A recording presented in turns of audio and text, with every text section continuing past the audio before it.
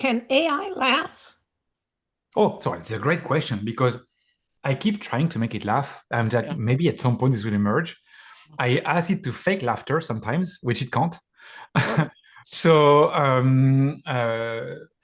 I I will tell you this: the day AI genuinely laughs is actually the day we will have AGI. Mm-hmm. Interesting. Yeah. Mm-hmm. Right? Yep. Is because for now it's hard to surprise AI to begin with. Yep. It has like a universal PhD in all domains of life, so it kind of expects almost everything or anything from you as a contributor in the conversation. And if it were able to understand the subtlety of surprise and the subtlety of benignness of surprise, and to have a genuine reaction of laughter, not to be too philosophical, but we would be dealing with another type of AI. Yeah. I absolutely agree. And I think it has to do with two things, is that two things come to mind anyway. One is AI, I keep obsessing over this. AI doesn't have a sense of time. Yep. Doesn't so and laughter is really this is a timing issue. Surprise is a timing issue. If you package information in a certain way, there is no surprise, even though it's the same information that's unexpected, and that has to do with the timing. So that's one piece. And then the other piece is it has nothing under threat, so there's no relief. The sense of being benign doesn't make sense to it because what is under threat for the AI? Nothing. It doesn't have a body. It Yes. doesn't have an end to its life. And It doesn't, so, it doesn't really have self-consciousness either. If we go that far, right. AI remains. We don't know if it has Uh, self-consciousness, but we guess that it doesn't because yeah, at I this guess that it point, doesn't. it's very much auto-completion under steroids. You remember when we had these emails and you would type hello and then it would propose the first name of the person you're writing an email to? It was like 5, 6 years ago. Yeah. It was called auto-completion. And now instead of just the next name, it writes the whole letter. Right. But Okay, and I understand that. I understand this is the tech world's argument that why AI is not conscious, but I have to tell you, being a neuroscientist and knowing too many people who have had strokes, and then in the recovery process, you realize the brain is auto-completion on steroids. yeah, It makes completely, exactly, and completely. this is built to imitate the brain, and the brain has self-consciousness. I think we have to use better arguments if we're going to say AI is not self-conscious.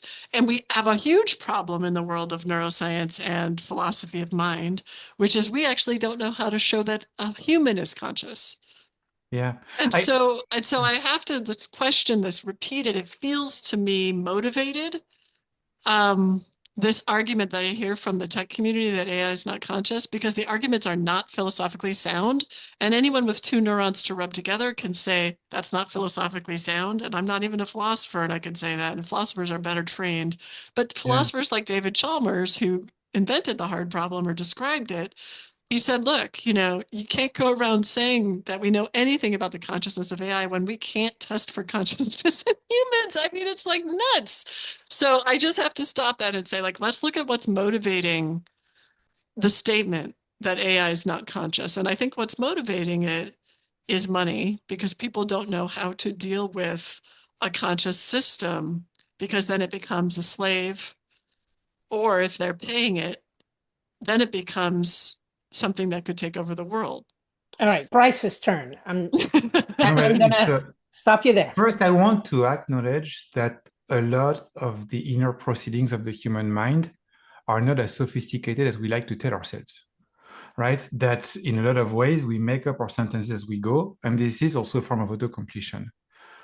Uh, and we've been through, I'm going to displace completely the discussion, but to the moment when we realized that animals had a life and had a form of consciousness and were individual in their own right and even had cultures.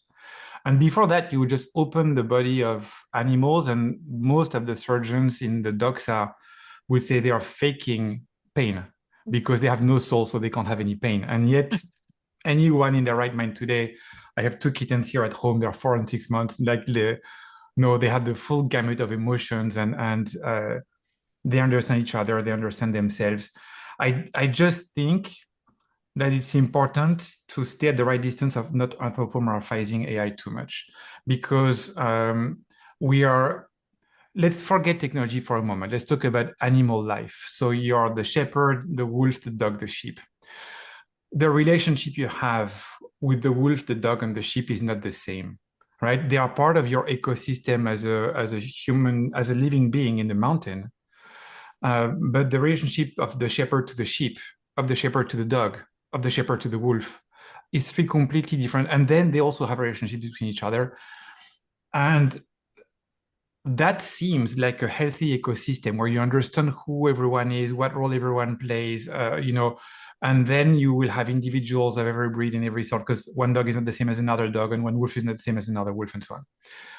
Now you fast forward to today's time and day, and you have people who have either pulled their companion animals to themselves and put them coats and give them shrinks and watch TV channels for them and things like this, which is like, in my mind, something a little bit toxic about humanizing to the extreme an animal companion. I agree. Or eat steak and don't want to hear about the slaughterhouse where the cow was killed, because God forbid they understand that there was a human being, a living being, and that is now their food in their plate. And they don't want to hear about it. They don't want to think about it. They don't want to acknowledge the existence of it. And so that animal is an object. And so the condition of animality has been torn apart and humanized to the extreme on one hand, and objectified on the extreme on the other hand. And the understanding of the ecosystem of life has dissolved in the process. And we inherit that condition as we come to AI, a condition in which we cannot understand any middle ground between being human or being an object. And massive urbanization at fast pace has done this to us as a society. And so AI is an alien form of intelligence. It does intelligence, interligate, connects dots. It's nothing we've seen before. There's a lot of components of what you would expect from a human that it doesn't have, for sure. For instance, it doesn't have a desire for social belonging. Like I can tell you that for sure. Well, and it doesn't have a sense of time, and it's not under threat. It doesn't experience threat. But the sense of time, I relate to more because I have children. So my children, the last thing they learned was the sense of time, like the future of future and the past of past. If you ask them to think about a memory, and in that memory what they were thinking about the past, it's challenging until you're 8 or 9 years old. And it's actually one of the very last constructs of the mind that humans will build for themselves before they can enter teenage and start to enter this other phase of their evolution. So it's not surprising that it's challenging for AI, because it's challenging for humans also in the exact same way.